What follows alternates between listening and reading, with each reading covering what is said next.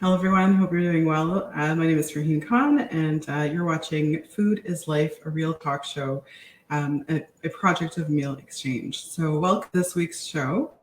We're excited to have you on and are excited to bring on our next host.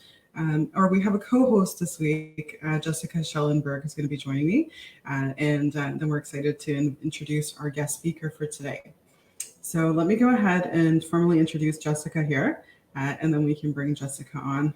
So Jessica Schellenberg believes in the power of food as medicine. She's the Good Food Campus Lead for Western Canada at Meal Exchange, where she coordinates campuses in Western Canada participating in the Good Food Challenge, as well as the recently launched Good Food Now project, which is emergency aid, which we've been doing during the COVID crisis, as we all know.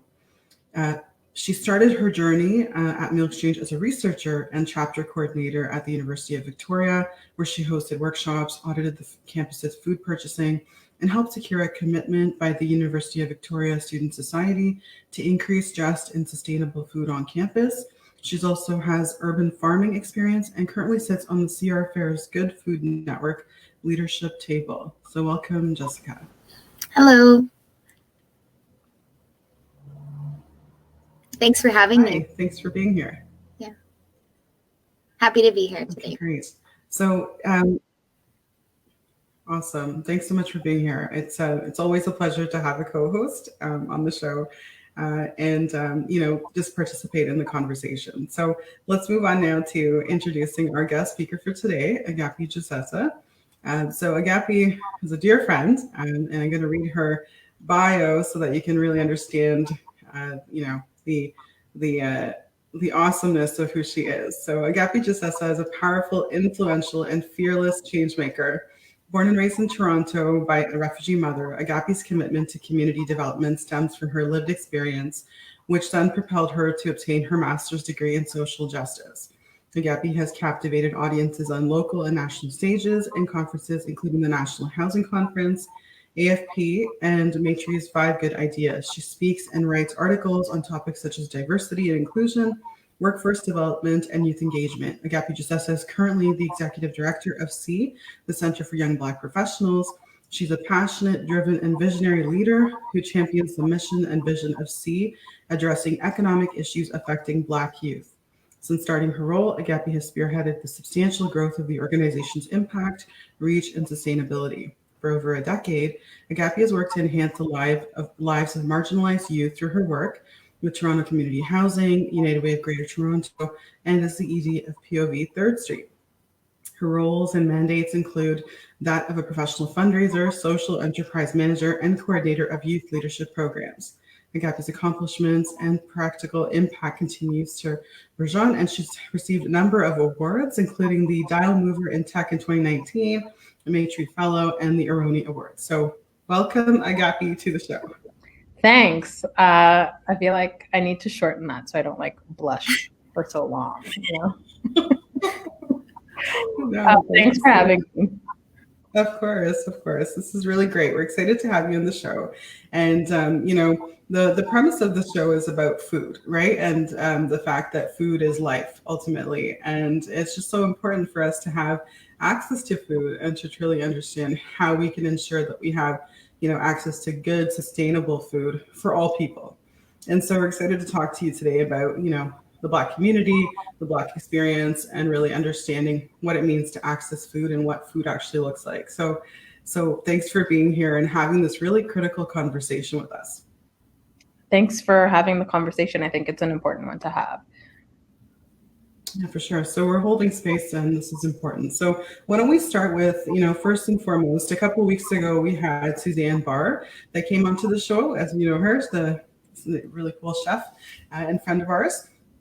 And so she was talking a lot about, the importance of investing in Black farming and Black food and Black-led organizations and restaurants and stuff like that. Maybe we can start with that. What is the, importance of investing in Black-led organizations? I mean, investing in Black organizations, Black businesses, all of those things, I think you're doing a couple of things. I mean, number one, you're giving space to an entire community. Blackness is not just there's many faces to Blackness. There's, especially in this country, there's people who are first, second, third generation immigrants, but then there's people who have been here for generations, voluntary and sometimes, unfortunately, involuntary.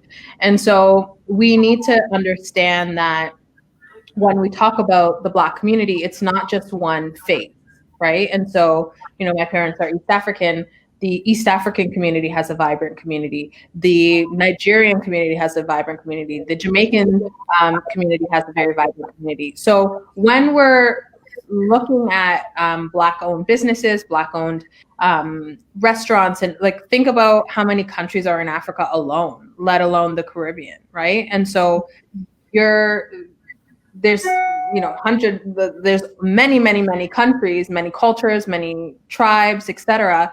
And we need to think about it in that context and acknowledge that the very few Black-owned restaurants is not quite enough, right? Compared to how diverse our communities are.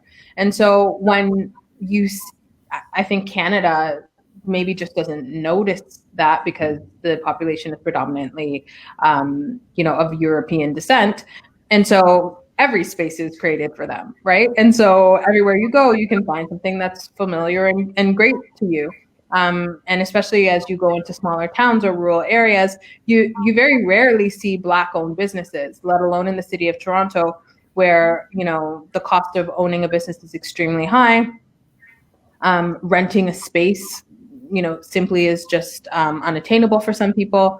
And so it's important because we want to be able to go to a place just like all other Canadians do and feel a sense of home and understanding and familiarity, right? And so I personally don't really make Ethiopian food at home, but when I want to have a taste of home and a taste of my childhood and feel that nostalgic feeling, or even if I just want to have my cultural food, I don't want to have to travel, however far away for me to be able to experience that, when most Canadians are able to just walk outside of their door and choose a restaurant and there we go. Yeah, absolutely. Yeah, so I think that it's important, and I think that it's not that we cannot look at the Black community as just one-dimensional. There's not Black food. It's many culture foods. And I think that representation is very important. Awesome. Yeah, I think that, exploring culture in relation to all of this conversation is so important. So thank you so much for bringing that perspective.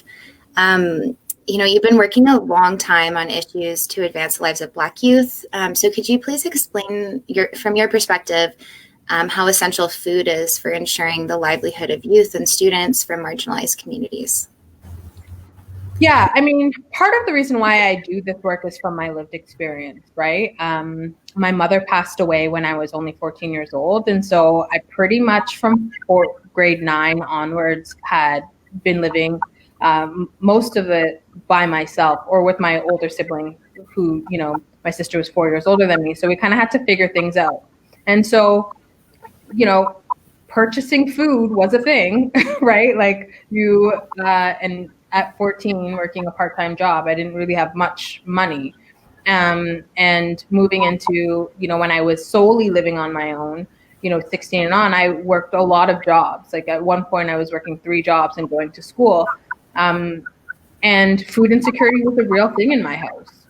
And I think that I developed a lot of unhealthy habits in those years because I just didn't have the money to be able to afford fresh fruits and veggies, nor did I even know how to cook, right? When I was younger and I was hanging out with my mom, I wasn't expecting for her not to be around. So I wasn't, although she would pull up a chair and make me watch her cook, I wasn't taking notes, And so, so food insecurity is a thing for young people. When you don't have money, the only things that I remember eating mecalinas because that was just the thing to buy, right? It was $1.75 at the time. And it was quick, easy, and I put it in the microwave and then I was fed. But did it have any nutritional value? No. But was I thinking about that at that time? No, I was thinking I just need to eat something. And this is what it's going to do. And I think a lot of young people, whether they're in university, in college, or just, living in a low income household, I think that people take for granted the privilege of being able to go to a grocery store and purchase all of the whole foods that they'd like and they need. I remember a lot of the times, and I'm sure this is how many households operate. I used to just grab the flyer. Whatever was in the flyer is what I was buying. And what's in the flyer is processed garbage food most of the time. And that's how people shop, because whatever's on sale is what you're going to buy. So I think that it's vitally important for young people at a young age to understand where to access food. And, food banks try their best, but I don't know if I'm sure you guys have because of where you work, but been to a food bank before, it's a bunch of carbs, right? Like it's just, okay, here's some pasta, here's maybe some lettuce, but like they're not things that you can make a meal out of. Like here's some peanut butter. Like they don't like curate a meal for you in this box. Sure. And if I could just jump into that, sorry. Yeah. One of the things around the food bank, really quickly, is just that some of the times, exactly as you said, Agapi, like they don't curate it. It's kind of, a mixed bag. You get what you get. But also sometimes people have to make really critical decisions. Like I remember when I was working with one of the food banks where people would have it was like at the bottom of one of the community housing buildings where they would take the party room and convert it into a food bank once a week. And so people would have to choose, 6 eggs or a jar of peanut butter. That was their protein option, So this type of thing, like, how do you live off of that? It's just and like, what are you going to choose in that instance? Like, I would pick the peanut butter simply because it's going to last longer. Yeah. Right. But then, right. Like, then how do you not? So it's definitely something we take for granted for sure. Mm-hmm. Yeah, and so that's. I think when we're looking at food insecurity and the ability to grow food and why that's important, communities don't know what they don't know. And when you're in survival mode, there's things that you just don't have the luxury of thinking about. Absolutely. Absolutely. And some of the grocery stores aren't accessible either, right? That's part of the challenge too. In some of the low income communities, as we've come to find, like sometimes, some of the young people don't want to, like you have to leave your community to be able to go to a grocery store, and then, so this is also part of the challenge, right?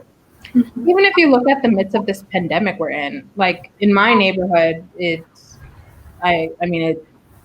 not a priority neighborhood, but like at Yonge and Eglinton, there's Metro, there's a Loblaws, and then there's these small boutiques, so like Summer Hill and Pusateri's. And in the midst of this pandemic, go to the Metro or the Loblaws, which are expensive all on their own, and you'll wait in a line for about an hour. Go to the Pusateri's or the Summer Hill or like the other little mom and pop expensive off the wall grocery store. There is no lineup. You can come right in because it's going to cost you. And when I see that, I think to myself, like, wow. So if I was a frontline worker and I didn't have the luxury of standing in this line, I'm just going to have to do without, So I think that we see where grocery stores are placed, where whether they're accessible or not. I also think that when they are accessible, if you do go the extra mile, if you're willing, if you have the money, then you'll have access. And if you don't have the money, then you're tough out of luck. Yeah. No, exactly. For sure. So maybe, we talked a little bit about, some of the barriers, right, to accessing food. I actually wanted to talk to you about this program that you've been running as well called Kitchen Masters, which is kind of neat. So can you talk to us about that? What is that? Okay, so I'm actually super excited to talk about this, especially today, because we had applied for some funds to bring it up a notch, and we've been successful in that. So Kitchen Masters it's a culinary arts program, and it teaches young people culinary art skills so that they can make that into a career. And how they make that into a career is completely up to them. you want to start a catering company? Do you want to be a food critic? Do you want to become a sous chef? Whatever it is, those skills are going to walk around with those young people, and they're going to be able to make what they would like out of it. And the programs, all of our programs have entrepreneurial pieces to them, education, empowerment, etc.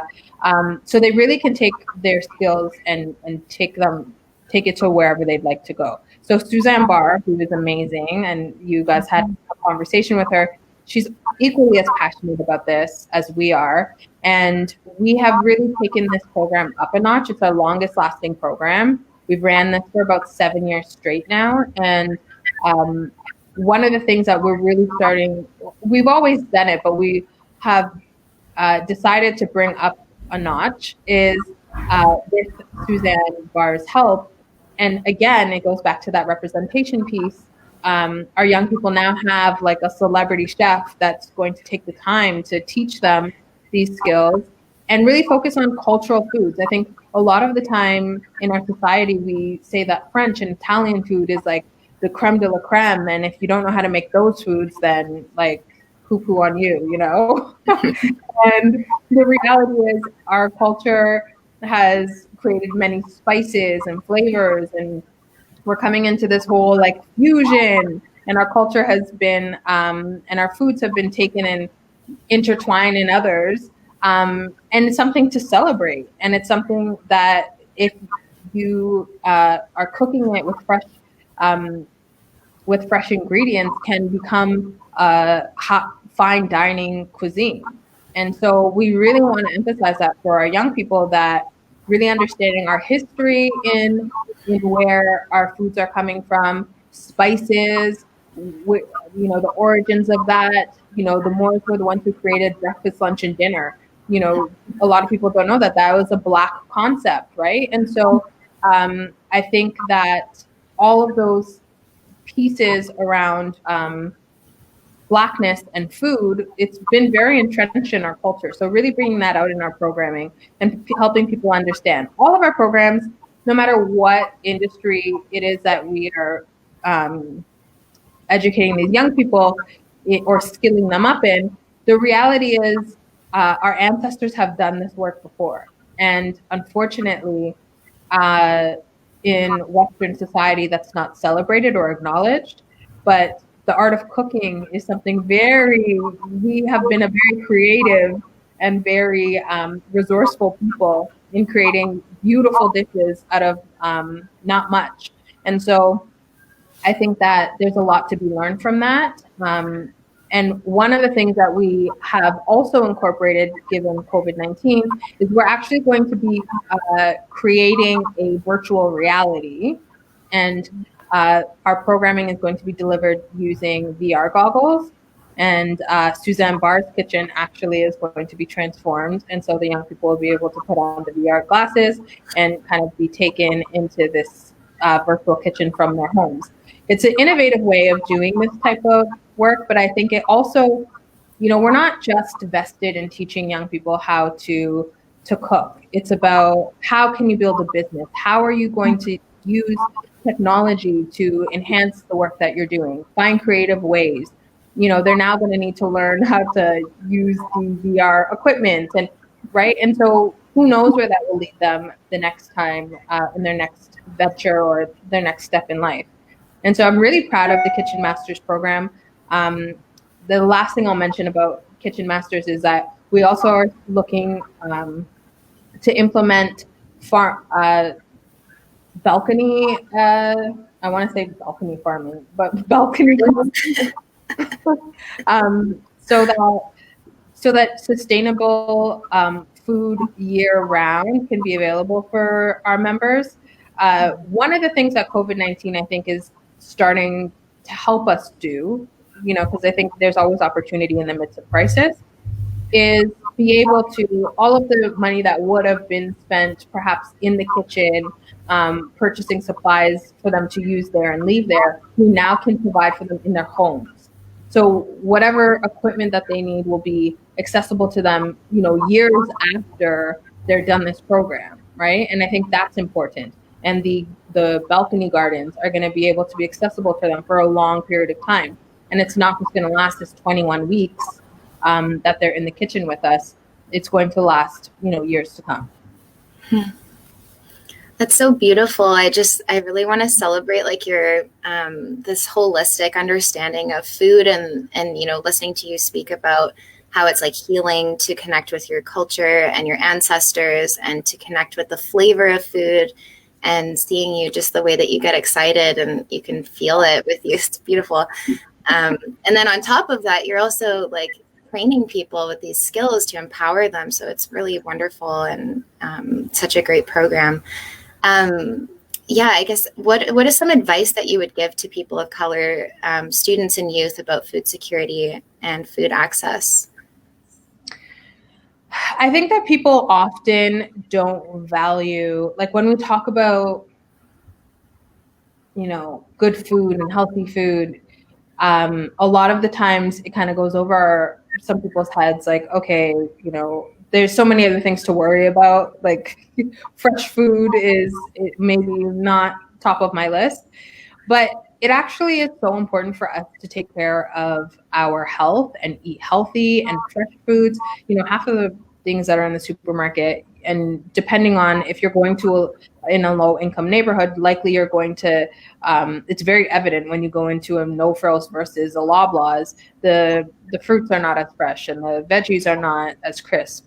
And I think that there's a lot of things in our food that is not good for us. And as a community, we're already vulnerable and to health conditions, and just the mere fact that most of our communities, are struggling to make ends meet. The choices of food are determining our health outcomes. And so when we're looking at, unfortunately, thanks to the City of Toronto for collecting data, race-based data, making that decision. The province doesn't collect race-based data, but we can see in the United States, it's not that Black people are going out and like touching each other. And so that's why, they're being affected disproportionately by COVID-19. It's because there are pre-existing conditions in their communities. They do not have access to healthcare in a real way. And in Canada, we love to say that we have free healthcare, and therefore, everyone's just being treated equally and has the same type of access, which is just not true. And so I say all of that to say we have to take care of ourselves, and it first starts with what we put in our mouths. It affects, the growth of our hair, the growth of our nails, how we feel in our bodies, our skin.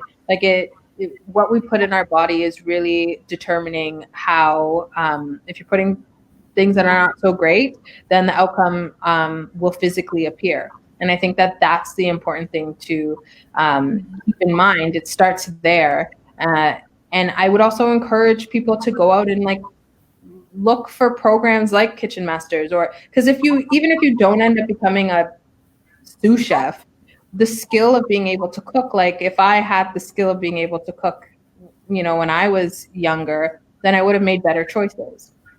And so that's what I would say to our community is it's not just about eating fresh food just because. It's because it's actually going to help you physically, emotionally, mentally, to be able to, get up every day and deal with the realities of being a person of color in this country. Thank you for saying that, Agapi. I think the piece around the mental health is really key as well, especially when people of color, I would identify as that, but not necessarily Black. But when we're dealing with so much discrimination of many kinds, it's really important for us to also be mentally well, right? And the food also supports in that for sure. So, my dearest sister Agapi, I just want to say this. This is a very difficult time for you, for your community, and for many, around the world at this time. What are some, as difficult as it may sound, what's some of the silver lining? What's some inspirational thoughts or some things that you can leave with the audience? What can we hear from you as a leader? What I keep saying is we can't unhear and we can't unsee, right? So no one can say, I don't know. You might be able to say, I don't care, right? And that's your own, moral compass. But for most Canadians who have in the past kind of said, oh, I didn't know, now you know. And so I think that it's our responsibility, not for, the thing that I fear the most is perhaps that this outcry might only last a couple of weeks.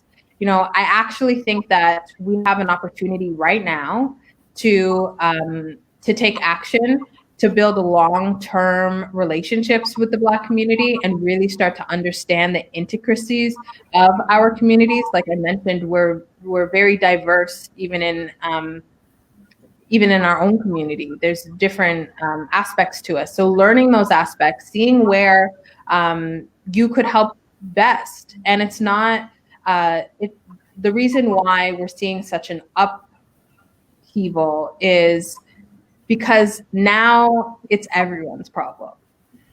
And I was talking with somebody the other day and they were saying, well, all of this is just it's just causing much more disaster, the protests, etc. And I said to them, but for who? Right? And I think that's the important thing to think about. Now it's inconveniencing everyone. But when our communities were suffering silently and it wasn't being broadcast and it wasn't being spoken about, not too many people were paying attention but us. But the shame of racism is not people of color's problem. It's everyone else's problem. And so everyone else needs to pick up that shame and do something about it.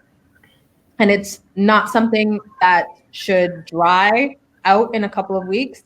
As long as we are suffering, the entire world, the entire country, the entire province, city needs to be suffering with us. And then when we reach a place of triumph, then we can all be triumphant together.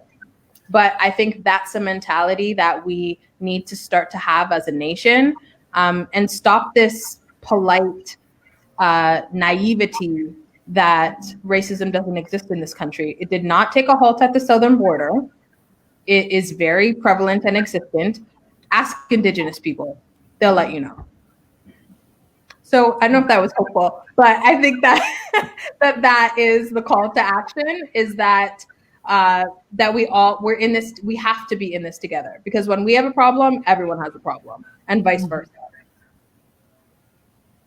Thank you for saying that. And it's truly important. It's everybody's responsibility to engage and to try to make the world a better place at this time. It's certainly not something that's only the responsibility of the Black community, for sure, or the people of color, who always end up being the ones to drive it, right? Which is important in one sense, but it's also exhausting. And so it's so thank you for doing all the work that you're doing, and thank you for all that you're continuing to do to support the Black community, to support Black youth, and for holding that vision. I think it's really, really important. Thank you. Thanks for having the conversation. Thank you, Jess. Thank you, Farheen. Yeah, thank you so much for being here. And just to echo, of course, I couldn't agree more. Like, it's about, learning and unlearning about privileges and where those lie and where you can best be of service, and making relationships with each other, because you're right, we all need to do this together. So it's all about community. And yeah, thank you so much. Thank you.